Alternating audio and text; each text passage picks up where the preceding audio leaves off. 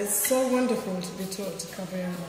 It really is a privilege, actually. Oh. I remember coming here the first time and taking the first lesson, and there's something really powerful about this game. Here I was challenged way out of my depth, but the coordination of music and this practice and my own history in Africa really brought me together here.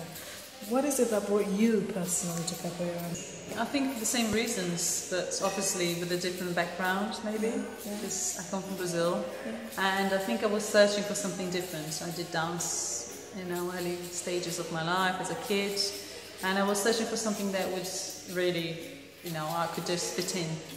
That was the type of thing that, the type of environment, the type of movement, language and everything. So when a friend of mine said to me, I do capoeira, and I said, what is it? It was quite unusual in Brazil.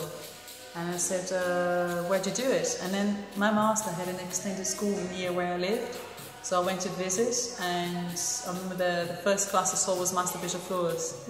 And I immediately fell in love, and I thought, well, that was it. It was something for me, because it's, you can just, in capoeira, you can develop yourself, as opposed to being someone else or changing, the type of your body, changing the way you are. You can just become better, but still retain your essence. So those elements, and also I was really privileged again to go to a school where there was a lot of generosity, and Master Sonra was able to share that with us.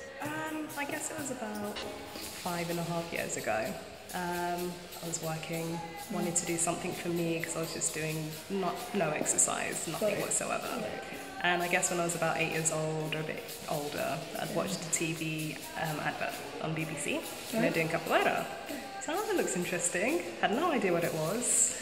Watching it back now, I know exactly what they were doing, every single movement. Well, when I first heard about capoeira, it was through somebody I was studying with. And this guy was one of Master Silvia's very first ever students, and he used to talk about it like everybody in the whole planet knew what capoeira was, and everything about it. And I felt like I was the only person that had ever not heard of it. My background has always been in theatre and physical theatre, and I've always been interested in training physically.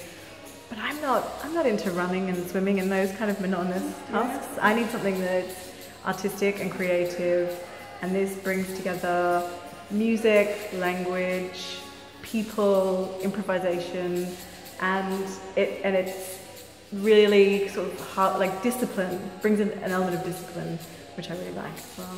So that was kind of a logical step for someone who doesn't really like running. Started once a week. The most intense workout I've ever done in my entire life. Isn't it just? But I could not walk for a week. Going down the stairs was impossible.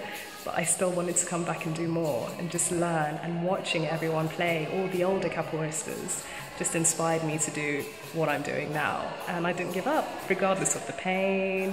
It's just something that liberates me, something that gives me a lot of energy. I'm always thinking about it, I'm always singing the songs. I feel like I'm in the family when I come here, so it just encourages me to come all the time. I came along to a demonstration, and I remember watching and it was so striking, and I just thought, wow, I really want to be able to do that. But in that quite self-limiting way. I'd never been an amazing athlete or anything when I was young, and I just kind of thought, wouldn't it be nice if I'd learned that when I was young? And it kind of didn't actually occur to me that everybody I was watching, barring Master Marcus, had learned at an age when, they were already basically pretty well grown. And over the years your game has grown. I know that you have a beautiful girl who's absolutely wonderful. I know too that you were practicing while you were pregnant for some years. How did that carry through in terms of that transition from pregnancy and to getting there as part of being a capoeirista? One thing I really love about capoeira is that in some ways it looks so fancy, but really at its core it's something that you do absolutely as every part of your everyday life. So you can do it when you're a child, you can do it when you're an adult, you can do it at any stage really, and whatever you have on that day is what you bring to Capoeira. Yeah. So it felt very normal to just continue training while I was pregnant, and of course I wanted to come back as quickly as possible afterwards. And yes, that was hard. Yeah, maybe I've lost a little bit, but needing to focus on all those basic movements because it's so hard not to fall over when you're pregnant, frankly. Capoeira challenges you first of all as a person, so it doesn't really depend on whether you're male or female, but somewhere along the way in Capoeira I think you might find stumbling blocks that are to do with maybe your physical abilities, that are to do with your mental mindset, that are to do with your past, with your history, and Capoeira puts you in front of those challenges but also helps you to resolve them at the same time. So I don't think it's a question of being man or woman, I think it's a question of being a person and dealing with whatever comes your way as you go through your path and journey as a capoeirista. I realised it was quite unusual when my friends that went to school didn't relate to it, so maybe my family didn't know anything about it.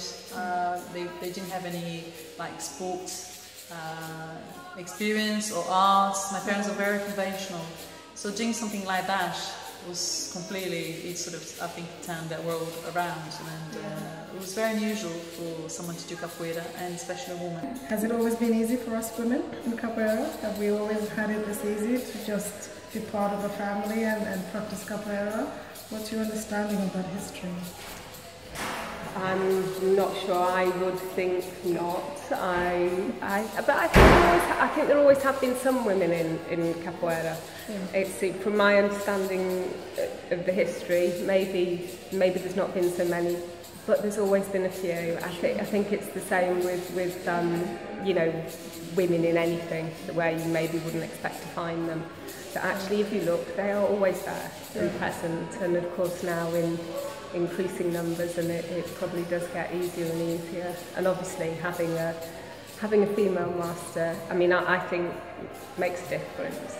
I've always been mesmerised by watching the capoeira game in Africa, where it's very simplified. The instruments are very similar, but actually again it's very male dominated. It's very, very unusual sometimes to see female capoeiristas rising, particularly in developing countries. What's behind that, and how can we push that forward? There's probably always going to be a part of it which is going to be male dominated, and as women start to understand it more and have more of an interest, and in places like Brazil, if you look at obviously Master Silvia and all the other female masters and instructors that we have even at this school, they've devoted their time and energy into something that maybe once was just for men. So perhaps it will grow in popularity as well, but I think right now we've got to do what we can to keep it going. Does it therefore have a space to empower women wherever they are? Absolutely. I think for me, playing capoeira, I feel at one with myself, and actually I know who I am. I know my game, I know my style, my rhythm, and I know my character, if that makes sense. So, and that's a sense of empowerment. Knowing who you are is a massive sense of empowerment. I think it made me a calmer person, it made me a more observant person, it made me a more patient person, it made me a subtler person. There's a lot of subtlety in capoeira, there's a lot of tuning into dynamics, tuning into the flow of things and responding accordingly. So I think it helped me slot in the flow of life a lot more. It's always good, especially as a smaller woman, to have a few strengths up your sleeve that make you feel more confident. In terms of training, I'm very happy to train with men and women. There are far more men masters in capoeira, which is why it's so inspiring here at the London School of Capoeira to train with so many incredible women. And I think women are progressing through the ranks of seniority in capoeira as time goes on. But I think that seeing more women in more senior roles in capoeira is kind of where it's going. What's your favourite musical instrument in capoeira? If you could choose one, which one would you run away with? The berimbau, because it's got this sound that nothing else has. Like, it's the most unique sound in the world. I need to practice more, that's for sure, but to me it's one of the sounds of capoeira which is just synonymous and is beautiful.